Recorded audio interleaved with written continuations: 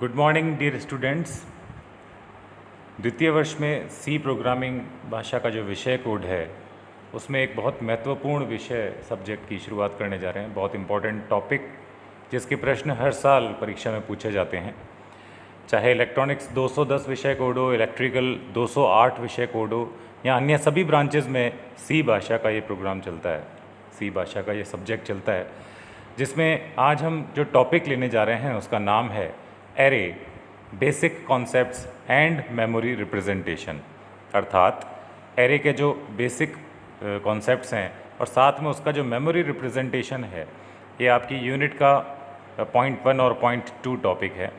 मेरा नाम भरत गोकलानी है और मैं राजकीय पॉलिटेक्निक महाविद्यालय अजमेर में कंप्यूटर साइंस विभाग में प्रवक्ता के पद पर कार्यरत हूँ। तो पहले तो एरे क्या होता है इस बारे में डिस्कस करते हैं। एरे बेसिकली एक अंग्रेज़ी का शब्द है जिसका अर्थ है कुछ समान प्रकार की चीज़ों का समूह, यानी कि सिमिलर टाइप के जो ऑब्जेक्ट्स हैं उनका जो कलेक्शन है उसे अंग्रेज़ी में एरे कहा जाता है। सी भाषा में इसी टर्म को समान प्रकार के डेटा का समूह कहा जाता है। जैसे मान लीजिए हमें कोई प्रोग्राम बनाना है जिसमें मुझे 5 संख्याओं को जोड़ना है और उनका जो उत्तर है वो किसी अन्य वेरिएबल में स्टोर करना है। यदि बिना एरे के मैं इसको बनाऊंगा तो सबसे पहले मुझे 5 वेरिएबल घोषित करने पड़ेंगे, साथ ही उनका योग ज्ञात करके स्टोर करने के लिए एक और वेरिएबल यानी 7 वेरिएबल घोषित करने पड़ेंगे। कुल 6 वेरिएबल घोषित करने पड़ेंगे। फिर इन पाँचों के लिए मुझे इनपुट प्राप्त करना पड़ेगा, यानी 5 बार मैं स्कैनएफ में %d लगूंगा, 5 ही बार m% का साइन लगा के जिस प्रकार हमेशा से इनपुट लेते आए हैं। फिर इसके बाद फॉर्मूला लगाऊंगा, इन पाँचों का योग करके और छठे वेरिएबल में स्टोर करूंगा, तो प्रोग्राम आपका काफ़ी लंबा हो जाएगा। तो ये डिसाइड किया गया कि क्यों न जब समान प्रकार के डेटा के ऊपर प्रोग्राम बनाना हो तो बजाय अलग अलग नाम लेने के हम एकमात्र नाम ले लें और उसे कहा जाता है एरे। तो एक तरह से एरे कई संख्याओं के समूह को रिप्रेजेंट करता है जो समान प्रकार की हो। चलिए आगे बढ़ते हैं और नेक्स्ट स्लाइड पे चलते हैं। सबसे पहले लिखा हुआ है एरे की परिभाषा। जब हमें किसी प्रोग्राम में एक ही प्रकार के बहुत सारे डेटा को स्टोर करके एक्सेस व मैनिपुलेट करना होता है, तब हम इन समान प्रकार के डेटा को स्टोर करने के लिए बहुत सारे वेरिएबल डिक्लेयर करने के स्थान पर एरे डिक्लेयर करते हैं। एरे एक प्रकार का रेफरेंस टाइप होता है जो समान प्रकार के डेटा आइटम्स को स्टोर करने के लिए मेमोरी के हीप एरिया को प्रयोग करता है। तो यहाँ पे एक ध्यान देने योग्य बात है कि हमारी जो मेमोरी है उसका एक पोर्शन है हीप एरिया, जिसका उपयोग एरे के मेमोरी आवंटन के लिए किया जाता है। और एरे के हर डेटा आइटम को स्टोर करने के लिए कंटिन्यूस मेमोरी लोकेशंस का प्रयोग किया जाता है। मान लीजिए कि हमारी हार्ड डिस्क में एक ब्लॉक भरा है, फिर दूसरा खाली है, तीसरा खाली है, फिर चौथा ब्लॉक भरा है, लेकिन हमारे एरे को लगातार 3 ब्लॉक चाहिए, तो वो लगातार 3 ब्लॉक यानी कंटिन्यूस मेमोरी आवंटित करेगा। जो बीच के 2 ब्लॉक खाली थे उनको स्किप कर देगा। इसलिए एरे के सभी डेटा आइटम्स मेमोरी में एक निश्चित क्रम में स्टोर होते हैं, यानी कि ये तय है जब कंटिन्यूस मेमोरी एलोकेशन होना है तो एरे के जो शुरुआती सबसे पहला एलिमेंट स्टोर होगा, उसके बाद लगातार दूसरा तीसरा लगातार मेमोरी में यानी निश्चित क्रम में स्टोर होंगे। और हर एलिमेंट को यूनिकली आइडेंटिफाई करने के लिए उसके साथ एक zero based unique index number specified रहता है। यहाँ दूसरे शब्दों में कहें तो हर एलिमेंट को स्टोरेज पर एक एड्रेस आवंटित होती है जो लगातार होती है। साथ ही एरे एक फिक्स्ड डेटा स्ट्रक्चर होता है, यानी एक बार आपने एरे को डिक्लेयर किया तो बाद में उसमें बदलाव नहीं किया जा सकता।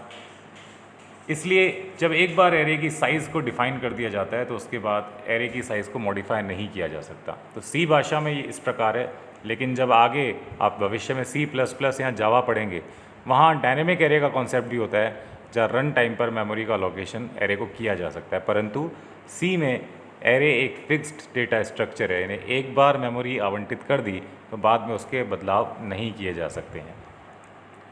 अब देखते हैं कि एरे को क्रिएट कैसे किया जाता है, यानी कि एरे को डिफाइन या डिक्लेयर कैसे करेंगे। सी लैंग्वेज में एरे एक स्ट्रक्चर्ड डेटा टाइप होता है जो एक ही प्रकार के डेटा को स्टोर करता है। अब डेटा इंटीजर भी हो सकता है, फ्लोट भी हो सकता है, या कोई नाम भी हो सकता है। सी लैंग्वेज में जब एरे क्रिएट करते हैं तो एरे का डेटा टाइप और एरे का नाम उस एरे के कितनी वैल्यू स्टोर कर सकता है यह डिफाइन करते हैं। यानी कुल मिलाकर जब भी कोई ऐसा प्रोग्राम बनाना है जिसमें एक से ज़्यादा एलिमेंट्स सेम प्रकार के उपयोग में ले रहे हैं तो बजाय अलग अलग नाम लेने के हम उनका एक ही नाम से स्टोर कर सकते हैं जिसे एरे कहा जाता है।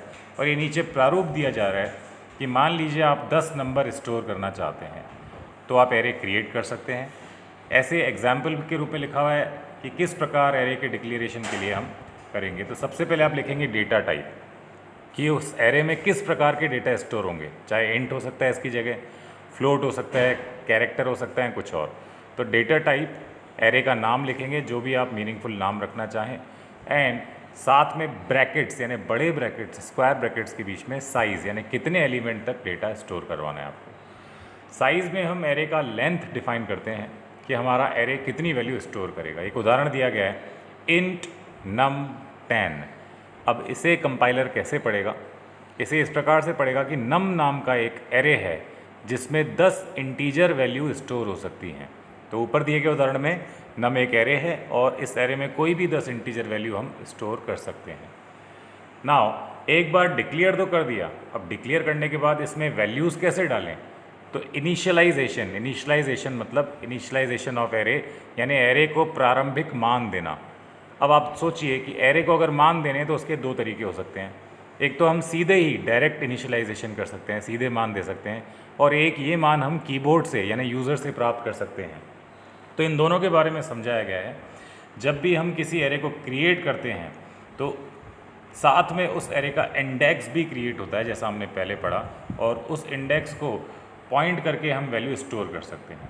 यानी कि अब ये इंडेक्स जो होगा, सबसे पहले कोई भी एरे जब डिक्लेयर होगा तो उसकी शुरुआती इंडेक्स की मान होगा 0। यानी कि ये जो ऊपर हमने डिफाइन किया इंट num 10, इसका सबसे पहले तत्व का इंडेक्स 0 है, इसलिए नाम क्या होगा num बड़े ब्रैकेट्स में 0। अगला जो तत्व है, अगला एलिमेंट होगा, उसका इंडेक्स होगा 1, यानी कि उसका जो वैल्यू होगा वो होगा num 1। तो यानी कि num 0 हम लिखेंगे तो पहले एलिमेंट में स्टोर होगी वैल्यू, num 1 लिखेंगे तो दूसरे में, एंड सो ऑन। सो किसी भी एरे का फर्स्ट इंडेक्स 0 होता है, यानी जब हम कोई एरे क्रिएट करते हैं तो उसका इंडेक्स 0 होता है, और यह एरे इंट डेटा स्टोर करता हो या कैर डेटा स्टोर करता हो, दोनों ही कंडीशन में एरे का जो प्रारंभिक इंडेक्स है वो 0 होगा। यानी कि एरे जब डिक्लेयर किया जाता है तो इस चीज़ से फ़र्क नहीं पड़ता कि वो इंटीजर टाइप का डेटा ले रहा है, फ्लोट टाइप का या कैरेक्टर टाइप का, हर अवस्था में उसका जो पहला तत्व है उसका इंडेक्स 0 होगा। चलिए आगे बढ़ते हैं। ये उदाहरण के तौर पर दिखाया गया है कि हमने एक ऊपर एरे डिक्लेयर किया है इंट a बड़े ब्रैकेट्स में 5, और अब यहाँ सीधे इसको वैल्यूज़ दी जा रही हैं। वैल्यूज़ कैसे दी जाती हैं, इज इक्वल टू लगाने के बाद मंझले ब्रैकेट्स में आप लगातार 5 संख्याएं लिख दीजिए। यानी यहाँ मैंने लिख दिया 10, 20, 30, 40, 50। तो ये 5 संख्याएं जब स्टोर होंगी तो उसको किस प्रकार से स्टोर किया जाएगा, ये हमारी मेमोरी में यानी कि रैम में स्टोर होगा। और आपको पता है कि सबसे पहले का इंडेक्स होता है जो ऊपर लिखा हुआ है 0, और नीचे उसका नाम लिखा हुआ है A0। तो A0 में 10 वैल्यू अपने आप जाएगी, A1 में 20, A2 में 30 एंड सो ऑन। तो इस प्रकार से इस डायग्राम के थ्रू आपको समझाया गया है कि इसका नाम A है, इसका पहला इंडेक्स 0 है और अंतिम इंडेक्स 4 है। अब एरे के एलिमेंट्स के नाम लिखेंगे तो सबसे पहला एलिमेंट कहलाएगा A0, आखिरी एलिमेंट कहलाएगा A4, और ऑटोमेटिकली कंपाइलर इसके हिसाब से, इंडेक्स के हिसाब से इसमें वैल्यू स्टोर करेगा। नाउ एक और उदाहरण दिया गया है। मान लीजिए मार्क्स नाम का एक एरे है, और उस मार्क्स नाम के एरे में हमने किसी विद्यार्थी के मार्क्स एंटर किए हैं। यदि 5 विद्यार्थियों के मार्क्स हैं तो देखिए पहले विद्यार्थी के लिए आवंटित हो जाएगा मार्क्स 0, मान लीजिए वो है 51। इसी प्रकार से मार्क्स 1 62। साथ में नीचे जो आप देख रहे हैं कि मान लीजिए इसको जो मेमोरी आवंटित हुई है पहले तत्व को वो 2001 है। अब चूंकि मार्क्स जो है इंटीजर प्रकार का डेटा है, इसलिए इंटीजर को जो मेमोरी आवंटित होती है वो 2-2 बाइट की होती है। तो कुल मिलाकर सबसे पहले एलिमेंट को भी 2 बाइट, दूसरे को भी 2 बाइट, इन सो ऑन। तो यदि पहले का एड्रेस 2001 है तो अगले का 2003, उसके बाद 2005, और इस प्रकार से एरे काम करता है। ये देखिए, ये बेसिकली मेमोरी आवंटन है 2D एरे का। हालांकि इसका एक अलग टॉपिक अगले सेक्शन में हम पढ़ेंगे, पर जिस प्रकार से सिंगल डायमेंशन एरे होता है यानी 1D एरे होता है, ठीक उसी प्रकार टू डायमेंशनल या 2D एरे होता है। 1D एरे में केवल रोज़ की बात होती है, जबकि 2D एरे में रोज़ और कॉलम्स भी होते हैं। अब आप सोचिए, रो एक सीधी लाइन खींची तो वो एक दिशा हुई, यानी रो और कॉलम दोनों खींचे तो वो दोनों दिशाएं हुई, एक्स और वाई दिशा। तो यहाँ बात हो रही है 2D एरे का मेमोरी रिप्रेजेंटेशन किस प्रकार से होगा। मान लीजिए कि कोई 2D एरे डिक्लेयर किया गया जिसमें 3 रो और 2 कॉलम हैं। तो अब 3 रो और 2 कॉलम है तो सेम एरे का कॉन्सेप्ट जो है, पहली रो को इंडेक्स मिलेगा 0, दूसरी को 1, तीसरी को 2 और अगर 2 रोज़ हैं और 3 कॉलम हैं तो पहली रो को 0, दूसरी को 1 और तीसरी को 2। ये आप डायग्राम में देख रहे हैं। सिमिलरली अगर कॉलम 3 हैं तो पहले कॉलम को मिलेगा इंडेक्स 0, फिर 1, 2, 3। और किस प्रकार से देखिए, यहाँ ब्रैकेट्स में लिखा गया कि पहला जो सेल है उसके अंदर आवंटित होगा 0, 0 एलिमेंट, यानी कि पहले एलिमेंट का जो इंडेक्सिंग होगी वो होगी 0, 0 से। और इसी प्रकार मान लीजिए आखिरी जो इसमें दिख रहा है सबसे नीचे कॉर्नर में, वो लिखा हुआ है 2, 3, क्योंकि वो सेकंड रो और थर्ड कॉलम में आ रहा है। तो नीचे लिखा हुआ है फर्स्ट सब्सक्रिप्टिव इंडिकेटिंग रोज, यानी कि जो ये पहला सबस्क्रिप्ट है ब्रैकेट्स में। सबस्क्रिप्ट सी भाषा में कहा जाता है स्क्वायर ब्रैकेट्स में यदि कोई वैल्यू लिखी हुई है तो उस वैल्यू को सबस्क्रिप्ट कहा जाता है। सिमिलरली जो सेकंड सबस्क्रिप्ट है इंडिकेटिंग द कॉलम्स, वो बेसिकली कॉलम्स को रिप्रेजेंट करता है। तो इस प्रकार से ये 2D एरे का एक मेमोरी रिप्रेजेंटेशन का डायग्राम है। तो 1D एरे का मेमोरी रिप्रेजेंटेशन डायग्राम आपने पढ़ लिया। ये पीछे आपने देखा कि किस प्रकार से 1D एरे को मेमोरी रिप्रेजेंट की जाती है, और इसी प्रकार यहाँ इस डायग्राम में दिखाया गया है कि किस प्रकार से 2D एरे को मेमोरी रिप्रेजेंट की जाती है। चलिए आगे बढ़ते हैं, एक प्रोग्राम के रूप में इसको समझ लेते हैं। ऊपर दिए गए एग्जाम्पल्स में आप देख सकते हैं कि कैसे एरे को इनिशलाइज किया जाता है। तो इनिशलाइजेशन का एक और तरीका हो सकता है कि अगर हम ये इनिशलाइजेशन डायरेक्ट ना करके कीबोर्ड से प्राप्त करें या यूज़र के द्वारा प्राप्त करें, तो किस प्रकार से यूज़र के द्वारा वैल्यू प्राप्त की जाती है और एरे को असाइन की जाती है, इसका एक उदाहरण दिया गया है।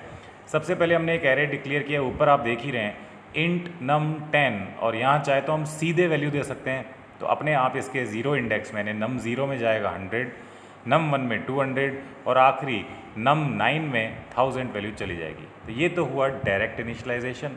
यदि आप चाहते हैं कि हम लोग एरे को कीबोर्ड द्वारा इनिशलाइज करें तो उसका एक प्रोग्राम दिया गया है। सबसे पहली लाइन में और दूसरी लाइन में हमने जो बेसिकली हमेशा जो कोड लिखते हैं header files #include stdio.h, #include conio.h, फिर तीसरी लाइन में void main, चौथी लाइन में मंजिला ब्रैकेट स्टार्ट, और आप चाहें तो हेडिंग भी दे सकते हैं इसको। तो इस प्रकार से ये कुछ लाइनें जो हैं वो हर प्रोग्राम में आती ही आती हैं। अगली लाइन में हमने एक एरे डिक्लेयर किया है int num 5।